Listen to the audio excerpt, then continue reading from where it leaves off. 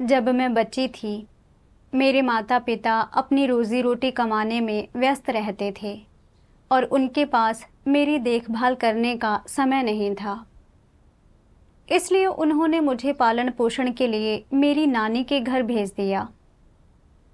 यह उस समय की बात है जब परिवार नियोजन जनगणना चल रही थी और चूंकि मेरा नाम नानी के घर में दर्ज नहीं था, इसलिए जुर्माने से बचने के लिए जब भी गांव में परिवार नियोजन की जांच होती तो मेरी नानी मुझे ले जाती थी और कहीं छिपा देती थी। पड़ोसी मेरा मजाक उड़ाते थे कि मेरा कोई घरेलू पंजीकरण नहीं है। वे मुझे बिना पहचान वाली कहते और कहते कि मैं बिना माँ की बच्ची हूँ। हालांकि मैं बच्ची ही थी, फिर भी मैं समझ सकती थी कि वे मेरा मजाक उड़ा रहे हैं। मुझे बहुत दुख होता था। मैं ना तो उनसे मिलना चाहती थी और ना ही दूसरे बच्चों के साथ खेलना चाहती थी। ज़्यादातर समय मैं घर में ही बंद होकर अकेले टीवी देखती रहती या फिर अपनी नानी के साथ खेलती थी। मेरा बचपन काफ़ी दबा हुआ और नीरस था। बाद में जब मैं स्कूल जाने की उम्र की हुई तो मेरे माता-पिता मुझे घर वापस ले आए। चूंकि मैं अंतर्मुखी थी, बात करना पसंद नहीं करती थी और लोगों का अभिवादन भी नहीं करती थी, इसलिए मेरी माँ कहती थी कि मैं मंद हूँ और अपनी छोटी बहन जितनी होशियार नहीं हूँ। मुझे भी लगता था कि मुझ में बहुत कमी है, इसलिए मैं लोगों से बात करने की और भी कम इच्छुक हो गई। धीरे धीरे मुझे दूसरों से बात करने में मुश्किल होने लगी और दूसरों से बात करते समय मुझे समझ नहीं आता था कि क्या कहूँ या बातचीत कैसे शुरू करूँ। कभी कभी मेरे मन में कुछ बातें और विचार होते थे जिन्हें मैं व्यक्त करना चाहती थी, लेकिन जब मैं बोलती तो घबराहट और डर के कारण मैं बड़बड़ाने लगती थी। खासकर जब मैं बड़े समूहों में अपरिचित लोगों से बात करती तो मैं इतनी घबरा जाती थी कि मेरा चेहरा लाल हो जाता था। इसलिए जब भी घर पर रिश्तेदार आते या मुझे किसी दावत में जाना होता तो मैं हमेशा बचने की कोशिश करती और अगर मैं मना नहीं कर पाती थी तो मैं बस एक कोने में चुपचाप बैठ जाती थी और दूसरों को हंसते बोलते देखती रहती थी। परमेश्वर को पा लेने के बाद भी मैं ऐसी ही थी। मुझे एक बार एक सभा की याद है। मैंने देखा कि उसमें 50 या 60 लोग शामिल हुए हैं। मैं तुरंत सहम गई और इतने सारे लोगों के बीच मैंने बोलने की हिम्मत नहीं की। मैं अपनी बात ठीक से कह नहीं पाती थी, इसलिए मुझे लगा कि अगर मैं अस्पष्ट रूप से बोलूँगी या दूसरे समझ नहीं पाएंगे तो यह बहुत अजीब और शर्मनाक होगा। इसलिए हर बार जब पर्यवेक्षक मुझसे संगति करने के लिए कहता था तो मैं चुप रहकर बस सुनती रहती थी। कभी कभी जब मैं भाई बहनों के साथ पेशेवर कौशलों का अध्ययन करती थी तो पर्यवेक्षक हमसे अपने अपने विचार साझा करने के लिए कहता था और मैं घबराए बिना नहीं रह पाती थी और संगति करने की हिम्मत नहीं कर पाती थी। मुझे डर लगता था कि मैं स्पष्ट रूप से नहीं बोल पाऊंगी। कुछ बार पर्यवेक्षक द्वारा पुकारे जाने के बाद मेरे पास संगति करने के अलावा कोई चारा नहीं होता था और संगति करते समय मैं इतनी घबरा जाती थी कि मेरी आवाज़ बदल जाती थी और जितना मैं बोलती मेरा चेहरा उतना ही गर्म होता जाता था। अंत में मैं स्पष्ट रूप से नहीं बोल पाती थी और बहुत शर्मिंदा महसूस करती थी। मैंने सोचा, मैं इतनी बेकार क्यों हूँ? मैं सिर्फ अपने विचार ही तो बता रही हूँ, तो यह इतना मुश्किल और घबराहट भरा क्यों है? मैं ठीक से बोल भी नहीं सकती। मैं कैसी मूर्ख हूँ। अपनी सहयोगी बहनों को इतने सहज और धारा प्रवाह ढंग से संगति करते देखकर मुझे बहुत ईर्ष्या होती थी। मुझ में ऐसा आत्मविश्वास और साहस क्यों नहीं है? मेरे लिए बोलना या अपने विचार व्यक्त करना इतना मुश्किल क्यों है? बाद में पर्यवेक्षक ने मुझे एक टीम अगुआ बना दिया। मैंने मन में सोचा, मैं अंतर्मुखी हूँ और वाक्पटु नहीं हूँ, और जब बहुत सारे लोग होते हैं तो मैं बोलने की हिम्मत नहीं करती हूँ। अगर भाई बहनों के पास सवाल हुए और मैं उन्हें स्पष्ट रूप से जवाब नहीं दे पाई तो क्या होगा? क्या यह शर्मिंदगी भरा नहीं होगा? मैं बस यह चाहती थी कि पर्यवेक्षक किसी और को ढूंढ लें और मैं चुपचाप एक टीम सदस्य बनी रहूं तो बेहतर है। लेकिन मुझे डर था कि अगर मैंने कर्तव्य अस्वीकार कर दिया तो पर्यवेक्षक मेरे बारे में गलत सोचेगा। इसलिए मैंने वह विचार छोड़ दिया। बाद में भाई बहनों के काम के बारे में पूछताछ करते समय भी मैं डरी रहती थी, और जब वे मुझसे सवाल पूछते तो मैं हमेशा चाहती थी कि दूसरे जवाब दें, क्योंकि मुझे डर था कि मैं बातें स्पष्ट रूप से नहीं समझा पाऊंगी या उनकी समस्याओं का समाधान नहीं कर पाऊंगी। जब मैं इससे बच नहीं पाती तो मैं खुद को मजबूर करके कुछ शब्द कह देती, लेकिन मैं फिर भी बहुत घबराई रहती थी। खुद को इस तरह देखकर मैं बहुत कुंठित महसूस करती थी, और मैंने एहसास किया कि यह दशा दूसरों के साथ मेरे सामान्य बोलचाल और मेरी कर्तव्य निभाने की क्षमता को गंभीर रूप से प्रभावित कर रही थी। अगर मैंने इसे जल्दी ही नहीं बदला तो मैं अपने कर्तव्यों में अधिकाधिक निष्क्रिय होती जाऊंगी और इससे निश्चित रूप से काम में देरी होगी। इसलिए मैंने अपने मसलों का समाधान करने के लिए सचेत होकर सत्य खोजा। एक दिन मैंने परमेश्वर के वचनों का एक अंश पढ़ा जो ठीक मेरी दशा से संबंधित था। परमेश्वर कहता है, सर्वशक्तिमान परमेश्वर कहता है, चाहे जो भी हालात हो, जब किसी कायर इंसान का किसी कठिनाई से सामना होता है वह पीछे हट जाता है। वह ऐसा क्यों करता है? एक तो यह उसकी हीन भावना के कारण होता है। चूंकि वह हीन महसूस करता है और लोगों के सामने जाने की हिम्मत नहीं करता, वह वे दायित्व और जिम्मेदारियां भी नहीं उठा सकता जो उसे उठानी चाहिए। न ही वह उस बोझ को अपने कंधों पर ले सकता है जो वह वास्तव में अपनी क्षमता और काबिलियत के दायरे में और एक सामान्य व्यक्ति के रूप में अनुभव के दायरे में रहकर उठाने में सक्षम है। यह हीनता का भाव उसकी मानवता के हर पहलू को प्रभावित करता है। यह उसके चरित्र को प्रभावित करता है और यकीनन यह उसके व्यक्तित्व को भी प्रभावित करता है। लोगों के एक समूह में ऐसे लोग विरले ही अपने विचार व्यक्त करते हैं और तुम शायद ही कभी उन्हें अपने दृष्टिकोण या राय व्यक्त करते हुए सुनते हो। जब उनका सामना किसी मसले से होता है तो वे बोलने की हिम्मत नहीं करते, बल्कि खुद को सिकोड़ लेते हैं और पीछे हट जाते हैं। केवल थोड़े से लोगों के बीच तो वे बैठने का साहस जुटा पाते हैं, लेकिन जब ज्यादा लोग होते हैं तो वे किसी कोने में और किसी धुंधली जगह पर दुबक जाते हैं। दूसरे लोगों के सामने आने की हिम्मत नहीं करते। जब कभी वे यह दिखाने के लिए कि उनकी सोच सही है, सक्रिय रूप से कुछ कहना और अपने विचार और राय व्यक्त करना चाहते हैं, तब उनमें ऐसा करने की भी हिम्मत नहीं होती।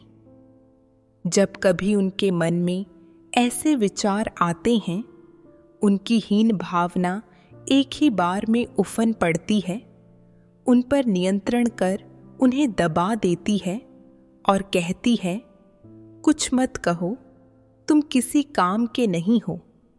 अपने विचार व्यक्त मत करो, अपने तक ही रखो। अगर तुम सचमुच अपने दिल की कोई बात कहना चाहते हो तो कंप्यूटर पर लिखकर उस बारे में खुद ही मनन करो। तुम्हें इस बारे में किसी और को जानने नहीं देना चाहिए। तुमने कुछ गलत कह दिया तो क्या होगा? यह बड़ी शर्मिंदगी की बात होगी। यह आवाज़ तुमसे कहती रहती है, यह मत करो, वह मत करो, यह मत बोलो, वह मत बोलो, जिस वजह से तुम्हें अपनी हर बात निगलनी पड़ती है।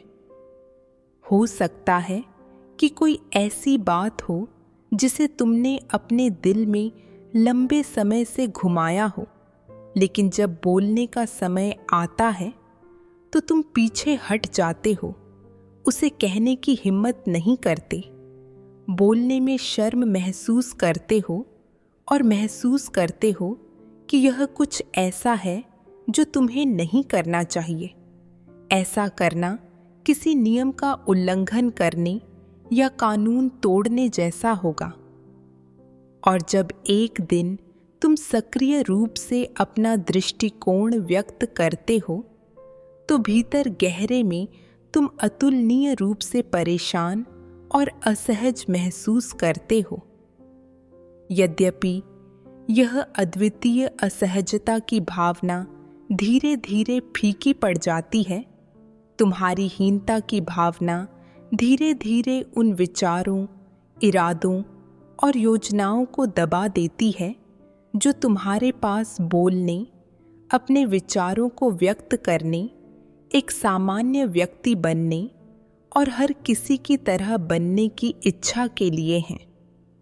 जो लोग तुम्हें वास्तव में नहीं जानते, वे मानते हैं कि तुम कम बोलने वाले व्यक्ति हो, तुम शांत हो, तुम्हारा व्यक्तित्व शर्मीला है, तुम ऐसे व्यक्ति हो जो भीड़ से अलग दिखना पसंद नहीं करता, तुम शर्म महसूस करते हो और बहुत से दूसरे लोगों के सामने बोलते समय तुम्हारा चेहरा लाल हो जाता है, और यह कि तुम अपेक्षाकृत अंतर्मुखी हो। वास्तव में केवल तुम ही जानते हो कि तुम हीन महसूस करते हो। यद्यपि इस भावना को एक भ्रष्ट स्वभाव नहीं कहा जा सकता, इसने पहले ही लोगों पर एक गंभीर नकारात्मक प्रभाव डाला है। यह उनकी मानवता को क्रूरता से दबाता है और उनकी सामान्य मानवता की विभिन्न भावनाओं और कथनीकरनी पर एक बड़ा नकारात्मक प्रभाव डालता है। ये परिणाम बहुत गंभीर हैं। छोटे पैमाने पर यह उनके व्यक्तित्व, उनकी पसंद और उनकी महत्वाकांक्षाओं को प्रभावित करता है। बड़े पैमाने पर यह उनके जीवन के लक्ष्यों और दिशा को प्रभावित करता है। इस हीनता की भावना के कारणों से, इसके विकसित होने से और जो परिणाम यह व्यक्ति के लिए लाता है उससे, तुम जिस भी पहलू से इसे देखो, क्या यह कुछ ऐसा नहीं है जिसे लोगों को छोड़ देना चाहिए? परमेश्वर के वचन पढ़ने के बाद मुझे एहसास हुआ कि मैं वास्तव में हीन महसूस करती हूँ। परमेश्वर ने हीन भावना की जिस दशा और अभिव्यक्तियों को उजागर किया था, वे सब मुझ में दिखती थी। मेरा दिल हीनता की भावनाओं से बंधा हुआ था और मुझे हमेशा लगता था कि मैं कई मायनों में अच्छी नहीं हूँ। लोगों से मिलते जुलते समय जब बहुत सारे लोग होते थे तो मैं बोलने से डरती थी या मैं एक कोने में छिप जाती थी और चुप रहती थी। अपने कर्तव्यों में जब भी मुझे अपने विचार व्यक्त करने की ज़रूरत होती थी तो मैं ना चाहते हुए भी घबरा जाती थी और मेरे विचार इस बारे में नहीं होते थे कि अपने कर्तव्य अच्छे से निभाने के लिए हर एक के साथ कैसे सहयोग करूं, बल्कि मुझे लगता था कि मेरा भाषाई कौशल पर्याप्त नहीं है, मैं पते की बात नहीं करती हूँ। और मैं चाहती थी कि दूसरे ही संगति करें। जब कुछ मुद्दों पर मेरी कोई राय या विचार होते तो मैं हिचकिचाती रहती, सोचती मुझे बोलना चाहिए या नहीं, क्या मेरी राय सही है, क्या दूसरे मुझसे सहमत होंगे। छोड़ो भी, बेहतर है मैं ना ही बोलूं, बस दूसरों के दृष्टिकोण सुनना ही सबसे अच्छा है। मैं अक्सर इन विचारों से प्रभावित रहती थी, मानो मेरा मुंह सिल गया हो और गला अवरुद्ध हो गया हो, जिस कारण मैं बहुत सी स्थितियों में अपने दृष्टिकोण और पक्ष नहीं रख पाती थी। पर्यवेक्षक ने मुझसे एक टीम अगुआ बनने को कहा और मैं जानती थी कि यह कर्तव्य ले चुकने के बाद मुझे अपनी जिम्मेदारियां पूरी करनी चाहिए। लेकिन हर बार जब मुझे कार्य के बारे में पूछना होता था तो मेरे मुंह से शब्द नहीं निकल पाते थे। मुझे यह चिंता होती थी कि मैं बातें स्पष्ट रूप से नहीं समझा पाऊंगी और दूसरे समझेंगे नहीं। यह वास्तव में लज्जाजनक होगा। इसलिए मैं हमेशा यह चाहती थी कि भाई बहनों के सवालों के जवाब कोई बेहतर वक्ता दे और मैं बगल में बस सुनती रहूं और हामी भरती रहूं। नतीजतन मैं अपनी वे जिम्मेदारियां पूरी नहीं कर सकी जो मुझे करनी चाहिए थीं और मैं अपने कर्तव्यों में और भी निष्क्रिय होती गई। हीनता की इस नकारात्मक भावना का मुझ पर वास्तव में बहुत बड़ा प्रभाव पड़ा, जिससे मैं और भी डरपोक और निष्क्रिय हो गई और यहाँ तक कि दूसरों के साथ सामान्य रूप से संवाद भी नहीं कर पाती थी। मैंने अपनी जिम्मेदारी की भावना और आगे बढ़ने का जज्बा खो दिया और मैंने अधिक अपने बारे में नकारात्मक रूप से राय बनाई और अपने बारे में फैसले दिए और मेरी पीछे हटने की इच्छा और बलवती होती गई। मैंने देखा कि हीनता की इन भावनाओं से बंधे और विवश होकर जीना कैसा पीड़ादायक था। इसके बाद मैंने इस मसले के समाधान खोजे। मैंने परमेश्वर के वचन पढ़े। सर्वशक्तिमान परमेश्वर कहता है, सतह पर तो हीन भावना एक भावना है जो लोगों में अभिव्यक्त होती है, लेकिन दरअसल इसका मूल कारण शैतान की भ्रष्टता, लोगों के जीवन का परिवेश और लोगों के अपने वस्तुनिष्ठ कारण हैं। पूरी मानव जाति उस शैतान की शक्ति के अधीन है। शैतान द्वारा गहराई से भ्रष्ट की जा चुकी है और कोई भी अपने बच्चों को सत्य के अनुसार और परमेश्वर के वचनों के अनुसार शिक्षित नहीं करता। इसके बजाय लोग ऐसा शैतान से आई चीज़ों के अनुसार करते हैं।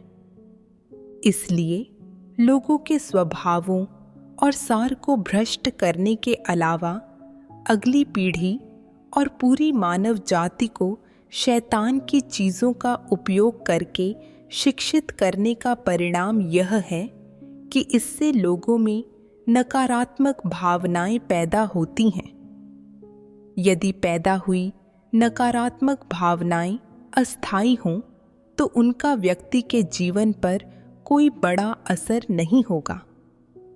लेकिन यदि नकारात्मक भावना व्यक्ति के अंतरतम और आत्मा में गहरे बैठ जाए और अमिट रूप से चिपक जाए, वह इसे भुलाने या इससे छुटकारा पाने में पूरी तरह असमर्थ हो जाए, तो यह उस व्यक्ति द्वारा किए जाने वाले सभी तरह के चुनावों को अनिवार्य रूप से प्रभावित करेगी।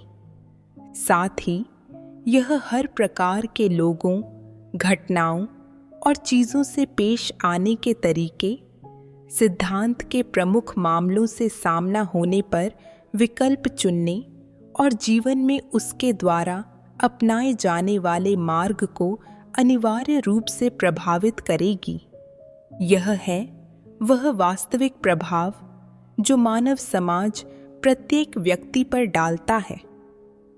दूसरा पहलू है लोगों के अपने वस्तुनिष्ठ कारण, यानी बड़े होते समय लोगों द्वारा प्राप्त शिक्षा और सीख, उनकी हर सोच और विचार के साथ साथ वे आचरण के जो तरीके स्वीकारते हैं और साथ ही विभिन्न इंसानी कहावतें, सब कुछ शैतान से ही आते हैं, ताकि लोगों का जिन मसलों से सामना होता है उनसे सही परिप्रेक्ष्य और दृष्टिकोण से निपटने और हल करने की क्षमता उनमें न हो।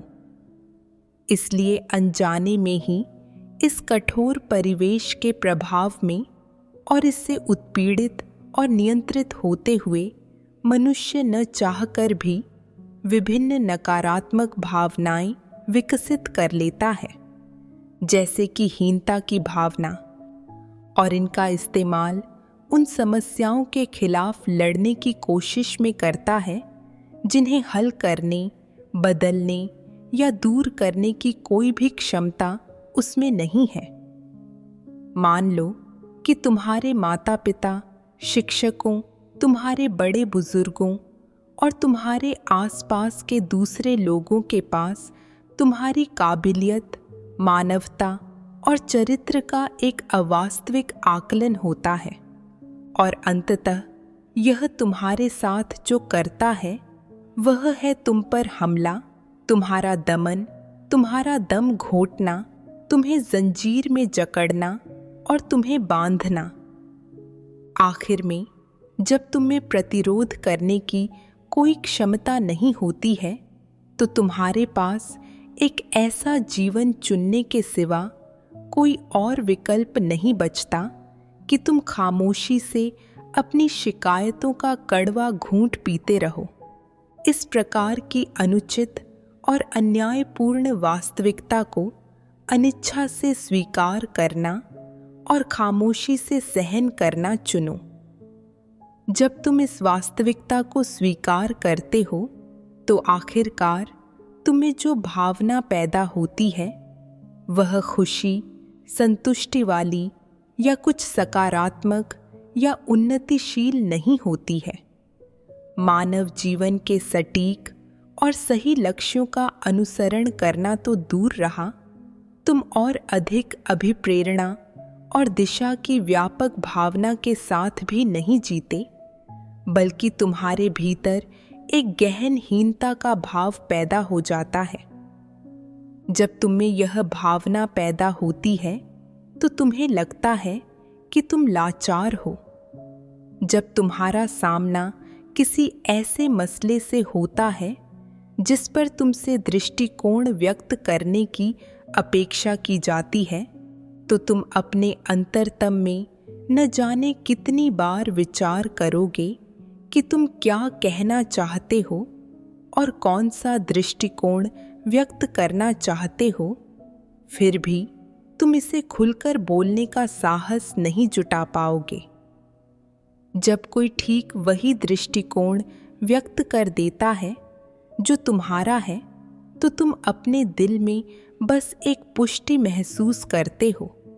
यह पुष्टि कि तुम दूसरे लोगों से बदतर नहीं हो।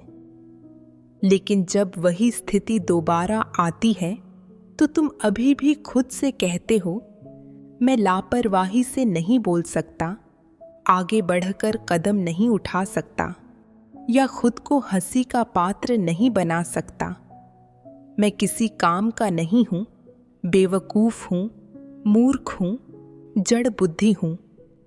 मुझे छिपना सीखने की ज़रूरत है। मुझे बस सुनना है, बोलना नहीं। इससे हम देख सकते हैं कि हीनता का भाव पैदा होने के बिंदु से लेकर उसके व्यक्ति के अंतरतम में गहराई से बैठने तक उस व्यक्ति को अपनी स्वतंत्र इच्छा और परमेश्वर द्वारा दिए गए वैध अधिकारों से वंचित किया गया है ना? क्या इस तरह से उसे इन चीज़ों से वंचित कर दिया गया है? परमेश्वर के वचन पढ़ने के बाद मैं यह चिंतन करने लगी कि मैं क्यों इतनी डरपोक हूँ और मुझ में हीनता की ऐसी भावनाएं क्यों है। और मैं अपने अतीत के बारे में सोचे बिना नहीं रह सकी। जब मैं छोटी थी तो परिवार नियोजन की जनगणना से बचने के लिए मेरा पालन पोषण मेरी नानी के घर पर हुआ और मुझे अक्सर अपनी नानी के साथ भागना और छिपना पड़ता था। इसका मेरे दिल पर बुरा असर पड़ा और मैं सचमुच डरपोक बन गई। चूंकि मेरे माता पिता आसपास नहीं थे, पड़ोस की एक चाची मुझे बिना पहचान वाली कहकर मेरा मजाक उड़ाती थी और मेरी उम्र के बच्चे भी मुझे बिना माँ की बच्ची कहकर चिढ़ाते थे। ऐसा लगता था जैसे मैं एक धूसर धूप विहीन आसमान तले जी रही हूँ और मैं बहुत अकेला और दबा हुआ महसूस करती थी। सोचती थी कि मैं दूसरे बच्चों से अलग हूँ। उनके पास उनके माता और पिता दोनों होते थे, लेकिन मेरे पास नहीं। यह सब होने पर मैं बाहर जाना पसंद नहीं करती थी। मैं लोगों से मिलने से डरती थी और मैं अधिक चुप रहने वाली बन गई। स्कूल जाना शुरू करने के बाद चूंकि मैं डरपोक थी और मुझ में सुरक्षा की भावना की कमी थी, इसलिए मैं छुट्टी के दौरान अपने सहपाठियों से शायद ही कभी बात करती थी। मैं उन्हें कक्षा के बाद बातें करते, हंसते और खेलते हुए देखती, लेकिन मैं केवल उन्हें देख और उनसे जल सकती थी। हमेशा यह महसूस करती थी कि मैं उनसे अलग हूँ। एक अनुभव जिसने मुझ पर गहरी छाप छोड़ी, वह एक चीनी भाषा की कक्षा के दौरान हुआ। चूंकि एक सवाल का जवाब देते समय मेरी आवाज़ बहुत धीमी थी, तो शिक्षिका ने व्यंग्यात्मक ढंग से कहा, मुझे तुम्हारे लिए एक मेगाफोन लाना पड़ेगा। और जैसे ही उन्होंने यह कहा, पूरी कक्षा ठहाके लगाकर हंस पड़ी। उस पल मुझे लगा कि मैं पूरी कक्षा के लिए मजाक का पात्र बन गई हूँ और मैं बस अपना चेहरा छिपाना चाहती थी। मेरे औसत अंकों और शिक्षिका की नापसंदगी के कारण और फिर इस तरह मजाक उड़ाए जाने के बाद मेरे आत्मसम्मान को गंभीर चोट पहुंची। जब मैं अपने माता पिता के घर लौटी तो मैंने देखा कि वे अक्सर झगड़ते थे और मैं और भी ज़्यादा दबा हुआ और अकेला महसूस करने लगी। चूंकि मैं लंबे समय तक इस भावनात्मक दशा में फंसी रही, इसलिए मुझे बहुत से विचारों और भावनाओं को खुद दिल में दबाना पड़ता था। चूंकि मैं हमेशा चुप रहती थी और लोगों या स्थितियों को संभालते समय अजीब लगती थी, तो मेरे माता पिता मुझ पर गुस्सा होते और बेबस हो जाते और मुझसे कहते, क्या तुम मूर्ख हो? तुम तो ठीक से बोल भी नहीं सकती हो। तुम्हारी जुबान कहाँ अटक जाती है? समय के साथ मैं यह मानने लगी कि मैं किसी काम की नहीं हूँ और मैं बोलने में अच्छी नहीं हूँ, और ये मूल्यांकन मुझ पर एक ठप्पे की तरह चिपक गए, जिससे मेरे अंदर हीन भावना ने पक्की जड़ जमा ली। यहाँ तक कि जब मुझे अपने कर्तव्यों में अपने दृष्टिकोण व्यक्त करने की ज़रूरत होती थी, तो मेरे पास स्पष्ट राय और विचार होते थे, लेकिन मैं बोलने से बहुत डरती थी। हमेशा इस बात से डरती थी कि मेरी बातें अनुपयुक्त हो सकती हैं और इसलिए उन्हें अस्वीकार कर दिया जाएगा, जिससे मैं और भी बुरी दिखूंगी। लेकिन असल में बाद में मेरे बहुत सारे दृष्टिकोण और सुझाव उपयुक्त और विचार करने योग्य साबित हुए। इन बातों पर विचार करने पर मैं अपनी हीनता की भावनाओं के कारणों को और अधिक स्पष्ट रूप से समझने लगी।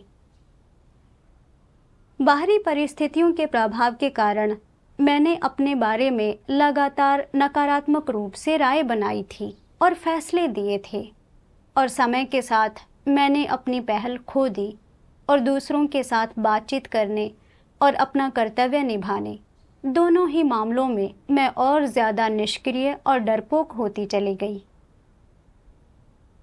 फिर मैंने अपनी खोज जारी रखी और मैंने परमेश्वर के वचन पढ़े।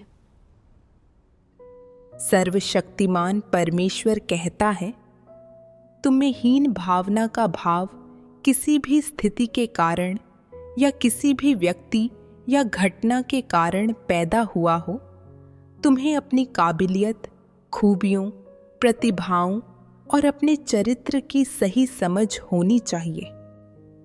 हीन महसूस करना सही नहीं है, न ही श्रेष्ठ महसूस करना सही है। ये दोनों ही नकारात्मक भावनाएं हैं।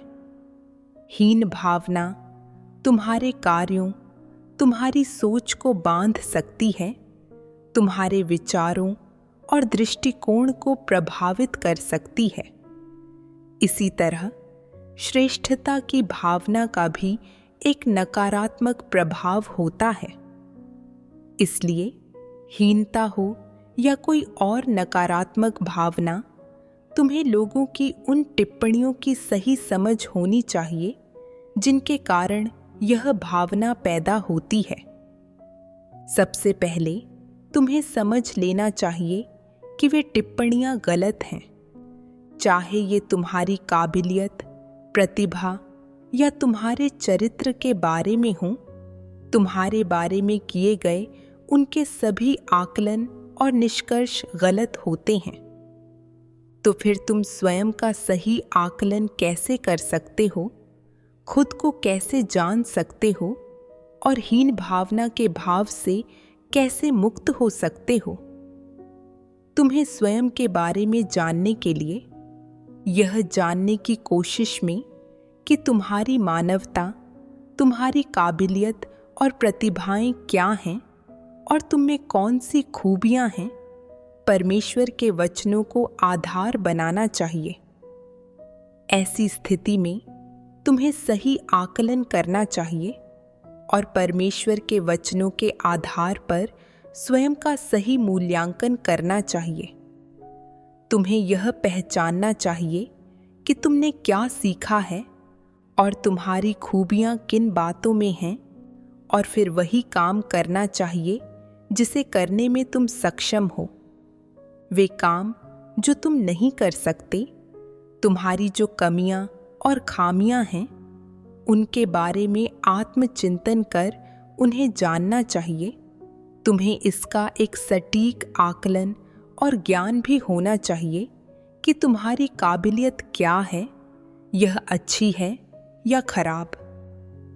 अगर तुम अपनी समस्याओं को नहीं समझ सकते या उनका स्पष्ट ज्ञान नहीं पा सकते हो, तो फिर अपने आसपास के उन लोगों से पूछो जिनमें तुम्हारा आकलन करने की समझ है।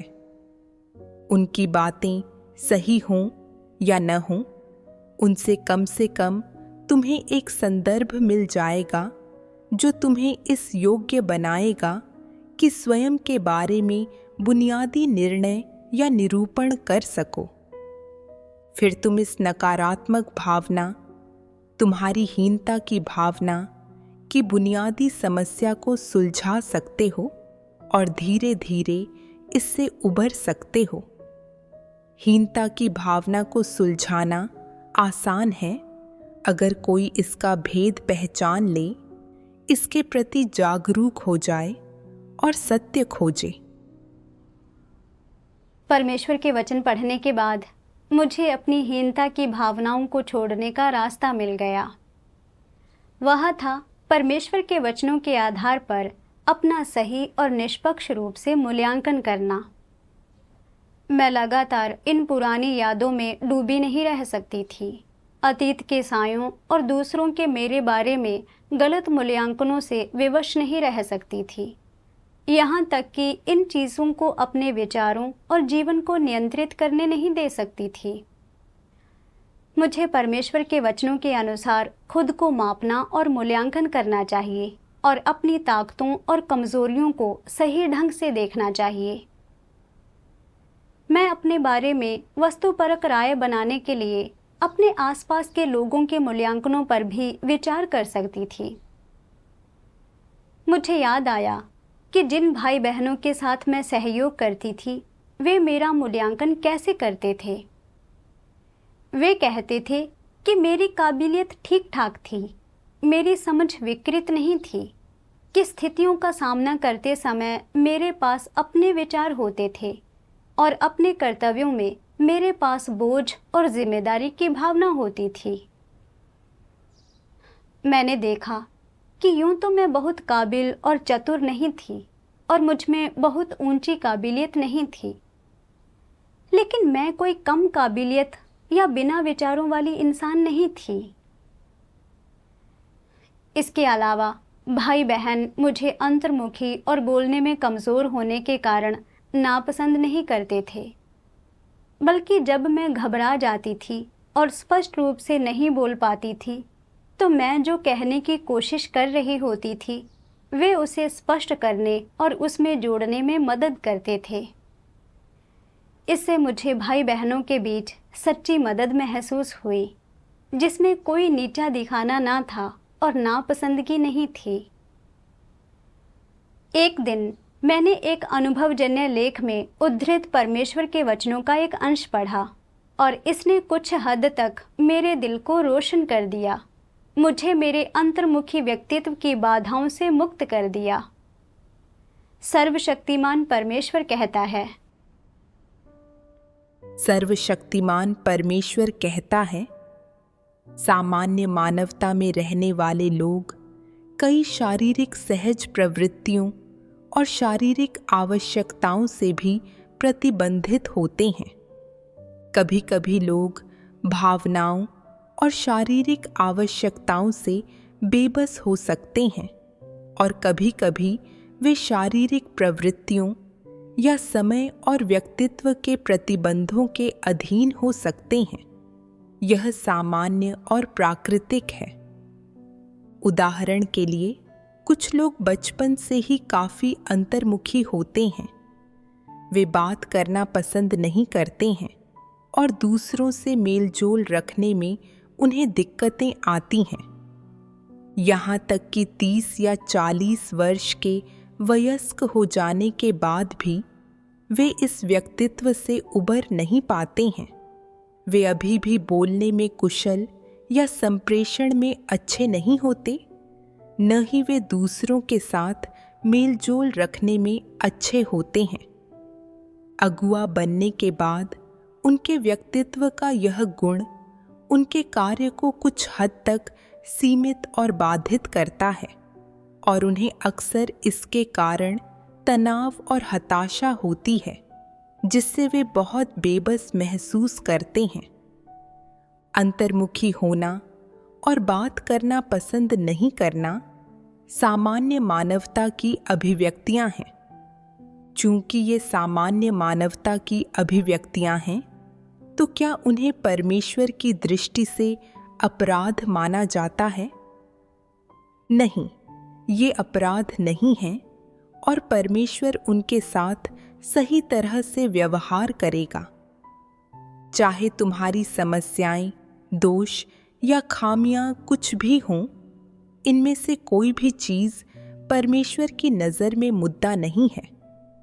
परमेश्वर सिर्फ यह देखता है कि तुम किस तरह से सत्य खोजते हो, किस तरह से सत्य का अभ्यास करते हो, किस तरह से सत्य सिद्धांतों के अनुसार कार्य करते हो और सामान्य मानवता की अंतर्निहित स्थितियों के तहत परमेश्वर के मार्ग का पालन करते हो। परमेश्वर इन्हीं चीजों को देखता है। परमेश्वर के वचन पढ़ने के बाद मेरे दिल ने और अधिक उजला महसूस किया।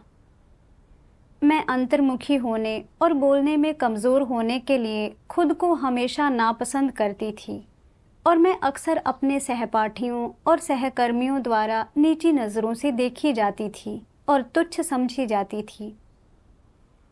लेकिन परमेश्वर कहता है कि ये चीज़ें सामान्य मानवता की अभिव्यक्तियां हैं। मुझे आखिरकार एहसास हुआ कि अंतर्मुखी और बोलने में कमज़ोर होना गलत नहीं है और यह कोई शर्मिंदा होने वाली बात नहीं है।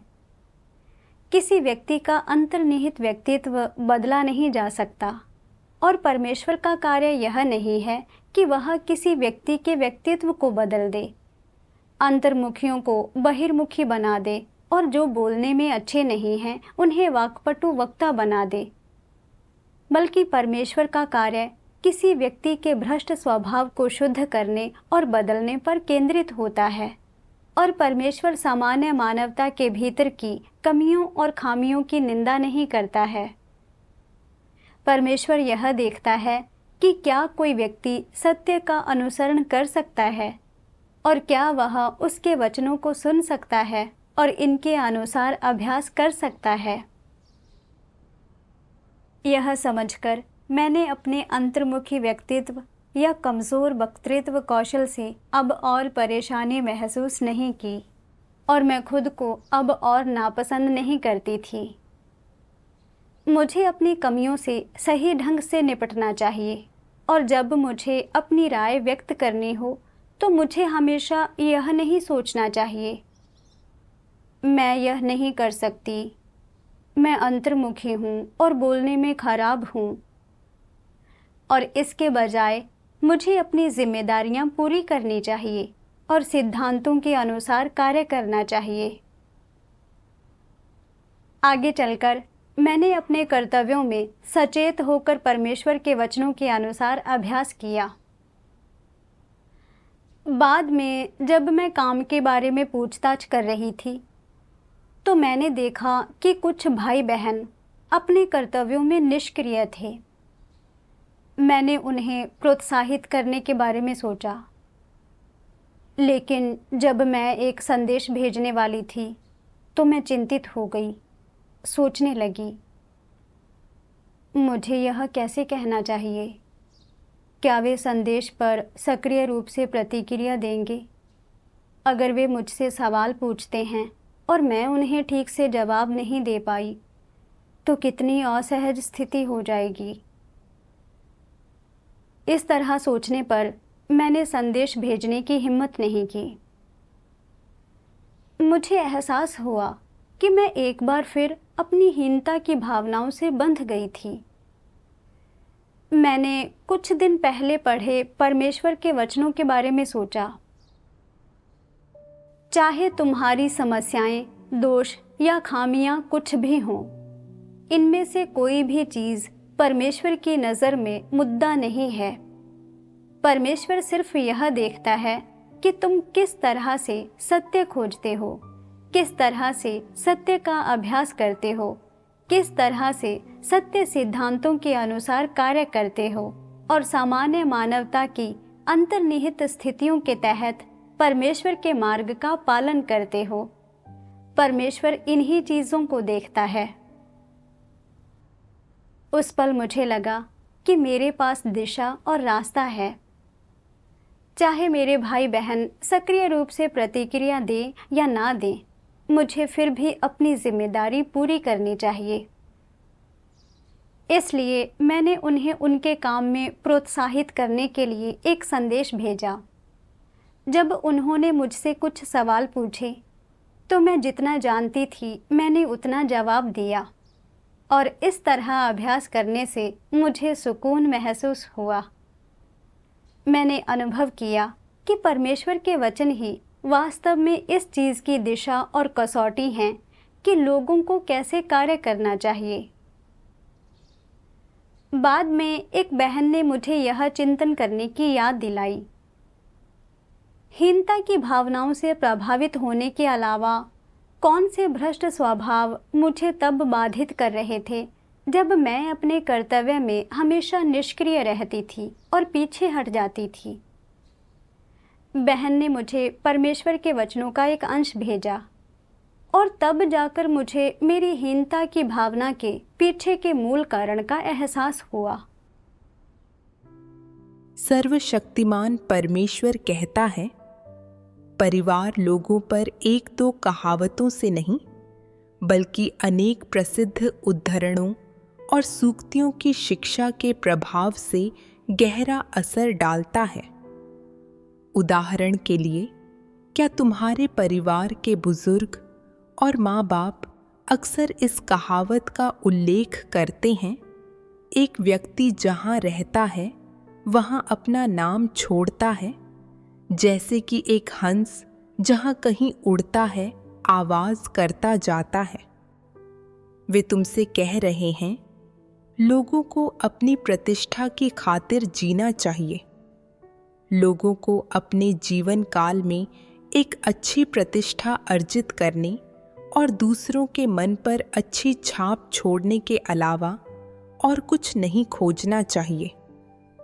तुम जिससे भी बात करो उससे मनभावन बातें करो, केवल चापलूसी और दयालुता की बातें करो और उसे नाराज मत करो।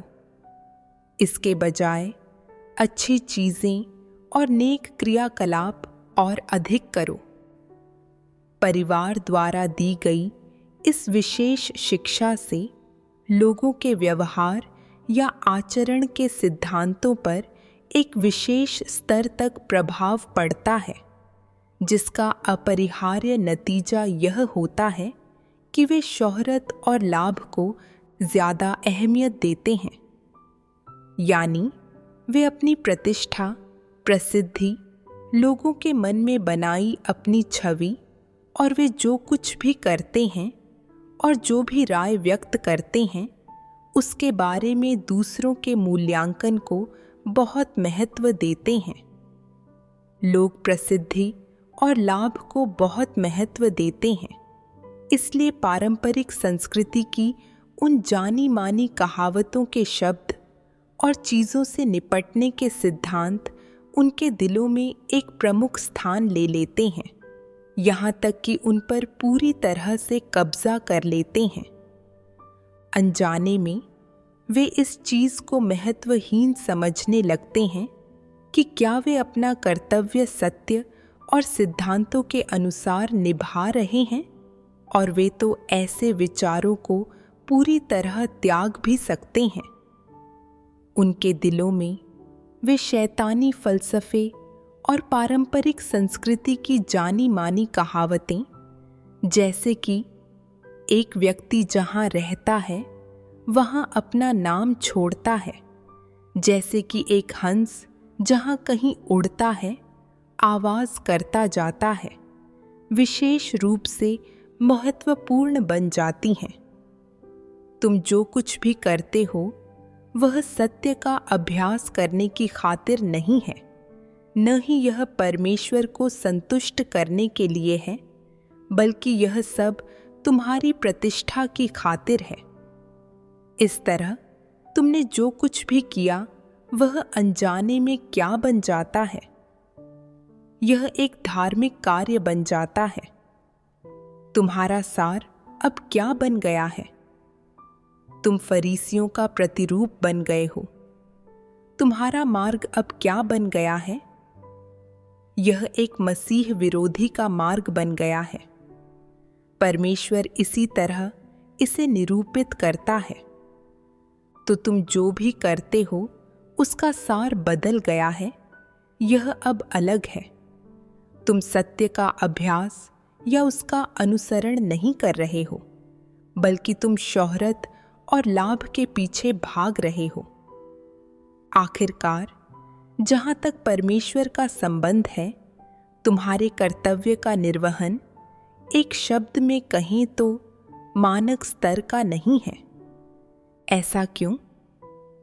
ऐसा इसलिए क्योंकि तुम परमेश्वर के आदेश या एक सृजित प्राणी के रूप में अपने कर्तव्य के प्रति समर्पित होने के बजाय केवल अपनी प्रतिष्ठा के प्रति समर्पित हो। इसका कारण यह है कि तुम जो कुछ भी करते हो उसका सार केवल तुम्हारी प्रतिष्ठा की खातिर और सिर्फ इस कहावत को अभ्यास में लाने के लिए होता है कि एक व्यक्ति जहाँ रहता है वहाँ अपना नाम छोड़ता है, जैसे कि एक हंस जहाँ कहीं उड़ता है आवाज़ करता जाता है। यह सत्य का अनुसरण करना नहीं है। और फिर भी तुम्हें खुद ही यह पता नहीं है। तुम्हें लगता है कि इस कहावत में कुछ भी गलत नहीं है। क्या लोग अपनी प्रतिष्ठा के लिए नहीं जीते हैं? जैसी कि आम कहावत है, एक व्यक्ति जहाँ रहता है वहाँ अपना नाम छोड़ता है, जैसे कि एक हंस जहाँ कहीं उड़ता है, आवाज करता जाता है। यह कहावत बहुत सकारात्मक और उचित लगती है, तो तुम अनजाने में इसकी शिक्षा के प्रभाव को स्वीकार कर लेते हो और इसे एक सकारात्मक चीज मानते हो। इस कहावत को एक सकारात्मक चीज मानने के बाद तुम अनजाने में इसका अनुसरण और अभ्यास कर रहे होते हो। इसी के साथ तुम अनजाने में और भ्रमित होकर इसे सत्य की कसौटी मान लेते हो। जब तुम इसे सत्य की कसौटी मान लेते हो तो तुम अब और यह नहीं सुन सकते कि परमेश्वर क्या कहता है, न ही तुम इसे समझ सकते हो। तुम आंख बंद करके इस आदर्श वाक्य को अभ्यास में लाते हो कि एक व्यक्ति जहाँ रहता है वहाँ अपना नाम छोड़ता है, जैसे कि एक हंस जहाँ कहीं उड़ता है, आवाज करता जाता है, और इसके अनुसार कार्य करते हो, जिससे अंत में तुम अच्छी प्रतिष्ठा पा लेते हो। तुम जो चाहते थे अब वह तुम्हें मिल गया है, पर ऐसा करके तुमने सत्य का उल्लंघन और सत्य का त्याग किया है और बचाए जाने का अवसर भी गवा दिया है। परमेश्वर के वचनों से मुझे एहसास हुआ कि मुझ पर हमेशा एक व्यक्ति जहाँ रहता है वहाँ अपना नाम छोड़ता है, जैसे कि एक हंस जहाँ कहीं उड़ता है, आवाज़ करता जाता है वाली सोच का गहरा असर रहा है, और यह कि मैंने हमेशा अपनी प्रतिष्ठा को बहुत महत्व दिया है। इस बात की बहुत परवाह की है कि दूसरे मेरे बारे में क्या सोचेंगे। मैं बस एक कठपुतली की तरह थी, अभिमान और रुतबे से बंधी हुई थी। मैंने इस बारे में सोचा कि कैसे पर्यवेक्षक का मुझे टीम अगुआ बनाना वास्तव में मेरे लिए प्रशिक्षण का एक बड़ा अवसर था। जब मैं भाई बहनों के साथ मिलकर संवाद करती थी और सीखती थी, यह मेरे लिए अपनी कमी की भरपाई का भी एक अच्छा अवसर था।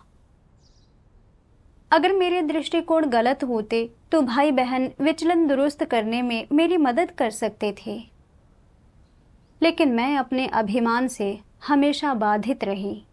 और जब मैं देखती थी कि बहुत सारे लोग मौजूद हैं और मुझे अपने विचार साझा करने होते थे, तो मेरी पहली प्रतिक्रिया हमेशा यही होती थी, मैं यह नहीं कर सकती हूँ। मुझे इस बात का डर था कि मैं अपनी कमियां उजागर कर दूंगी और भाई बहन मेरे बारे में गलत छवि बना लेंगे और मुझे नीची नज़र से देखेंगे।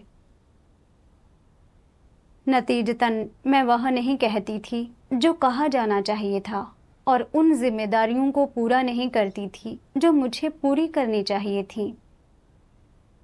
इस चीज़ ने मुझे अपने कर्तव्य निभाने में बहुत ही निष्क्रिय बना दिया। मैं अपने व्यक्तिगत अभिमान और रुतबे को बहुत अधिक महत्व देती थी। अपने अभिमान और रुतबे की रक्षा के लिए मैंने सत्य का अभ्यास करने और अपनी जिम्मेदारियों को पूरा करने के कई अवसर गंवा दिए, और मैंने पवित्र आत्मा के कार्य को प्राप्त करने के बहुत सारे मौके खो दिए। मुझे सचेत होकर सत्य का अभ्यास करना था और अपने अभिमान या रुतबे के लिए अब और नहीं जीना था। बाद में कार्य की ज़रूरतों के कारण मुझे दूसरी टीम में अपने कर्तव्य निभाने थे, और टीम अगुआ ने मुझसे भाई बहनों के काम की पूछताछ करने और समूह की सभाओं की अगुवाई करने को कहा। मैंने मन में सोचा, मैं बोलने में अच्छी नहीं हूँ।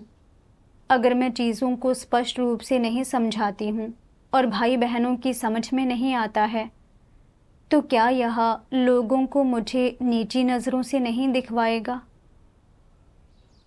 मैं थोड़ी घबराई हुई और बेचैन महसूस करने लगी। लेकिन मुझे एहसास हुआ कि परमेश्वर ने इस कर्तव्य को मुझ पर आने दिया ताकि मुझे एक बोझ मिले और मुझे और अधिक प्रशिक्षण मिल सके। इसलिए मैंने यह कर्तव्य स्वीकार कर लिया।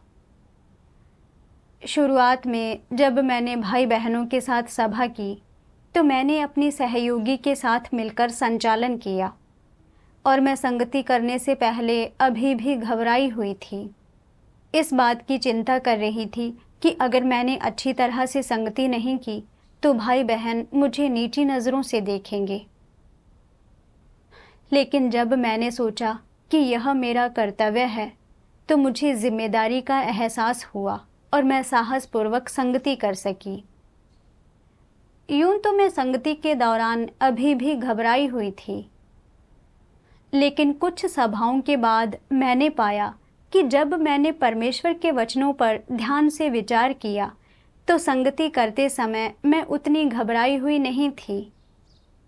मैंने इस बात की बहुत ज़्यादा परवाह नहीं की कि मेरी संगति अच्छी थी या बुरी, और मैंने कहीं अधिक सहज महसूस किया। मैं जो यह थोड़ा सा भी बदलाव ला सकी वह परमेश्वर के वचनों के मार्गदर्शन का ही नतीजा था। परमेश्वर का धन्यवाद।